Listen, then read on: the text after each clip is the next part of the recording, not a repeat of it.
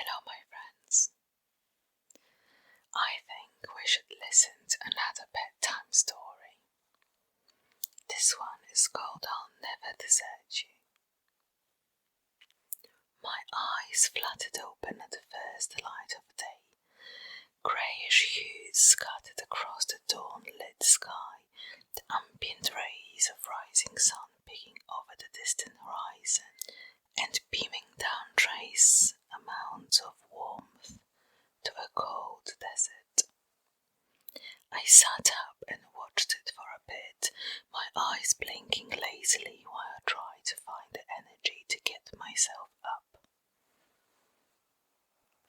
I wish I could stay, lay on the soft grass and enjoy the full extent of the morning, but unfortunately too cold. I looked around the hidden oasis. Everything seemed so still and beautiful at this hour. I yawned, did a couple of stretches to get the blood moving, and then stood. I started making my way over to the centre of the oasis, where the waters pooled, its surface such smooth as glass. I passed the boulder where Mr. Lizard waited for the sun to warm his reptilian blood. "Hello, Mr. Lizard," I said. "How are you this fine morning?"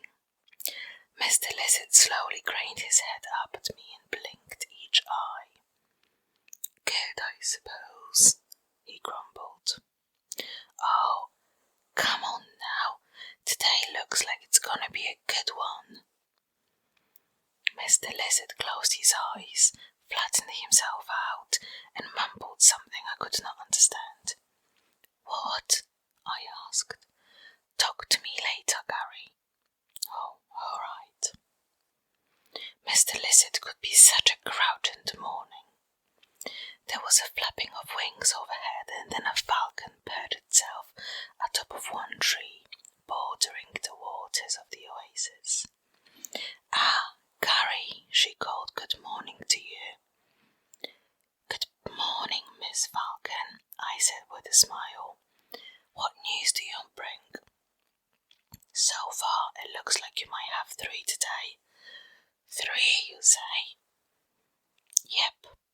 They are walking the South Dune Trail and have been for some time now. They'll need resupply of water before nightfall. Better get moving." "Thanks for the update." Miss Falcon stretched, flapped her wings, and departed to the north.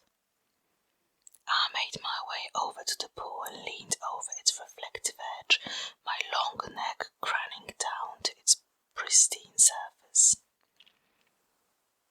Staring back at me was my reflection, a smiling, happy camel. I loved my job of bringing water to people in need. It was a trait I learned from my former master. A great man he was, possessing nothing but a desire to help others in need. He lived out here in the oasis, living a hermit's life, and he was my most cherished friend.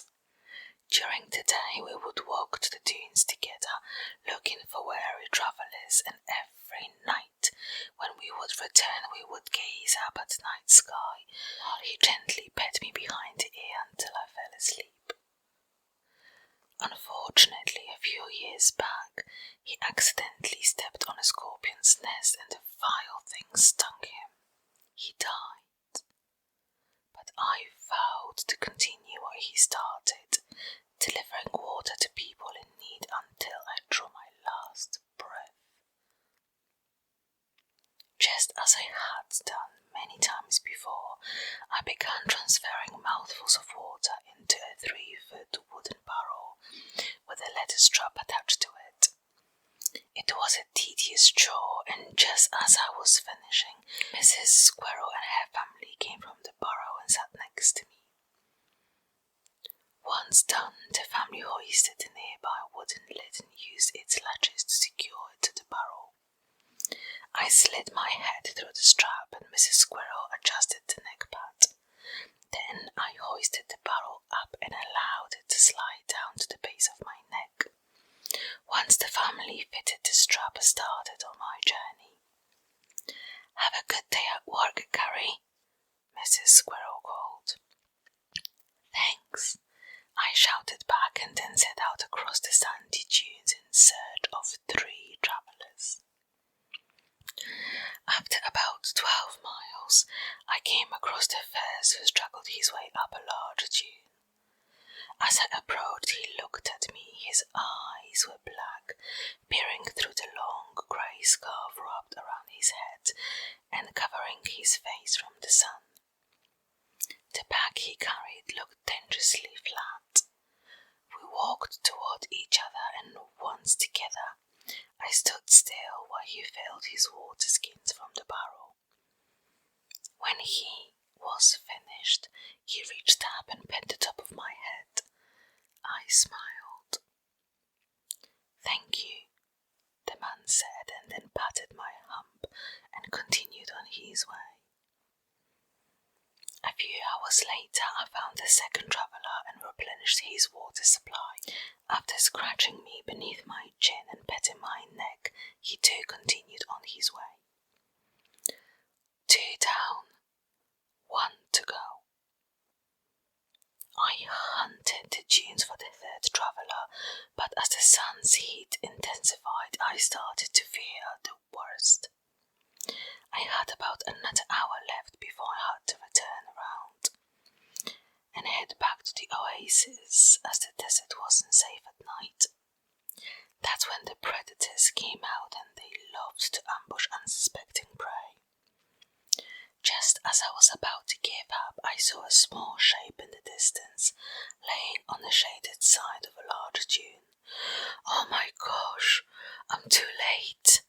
I ran as fast as I could, water sloshing around in the barrel with each draught, some of it dripping out through the tap. When I finally saw what it was, I gasped. It was a man. A nervousness took hold of me. Young men made up for most of those who died in the desert, always wanting to push the boundaries of their limitations, but lacking the experience to do so. I ran to him. He did not move. I placed one of my feet on his chest and slowly rocked him back and forth, back and forth. He still did not move. I kicked him. He did not make a sound. Eventually, I did the one thing my late master told me never to do, and spat. The thick globule of saliva hurtled through the hot air with deadly accuracy, splattering on his face. Finally, the man stirred, spittering and sputtering to keep the spit away from his mouth. After he wiped his eyes with the back of his sleeve, he looked up at me as if I was sent from havens, and used my leg as a brace to pick himself up. He filled his 2 canteens with water, drank half of one, then filled it again. Finally, he pet my neck and said, "Thank you, Mr. Camel. I would have been lost without you." I smiled as he continued on his way. I trailed behind him for a bit to ensure he was okay, and then headed back to the Oasis, arriving just as the sun touched the western horizon. "Gary," Mr. Lizard called once I was in sight. "How'd you do today?" 3 for 3 today. Nice job." I walked over to the pool and set the barrel down at the shore. After taking many gulps of water for myself and grazing on some grass, I lay down between 2 bushy shrubs. Mr. Lizard skidded over, climbed up my side and started licking the back of my neck where the leather strap rubbed on my skin. Once the numbing compounds of his saliva started to work the magic, I gave a lazy yawn and stared off toward the west and waited for the colours of the sunset to paint themselves across the sky. Just like the morning, all was still and quiet, and it was times like these when I miss my master terribly. I looked over to the side of the oasis. A bleached white skeleton lay atop a fertile patch of grass, bones picked clean courtesy of Mr. Buzzard. A single tear streamed down my fuzzy cheek. Even in death, I will continue to serve you. Then I lay my head down and was fast asleep, eager to start another day.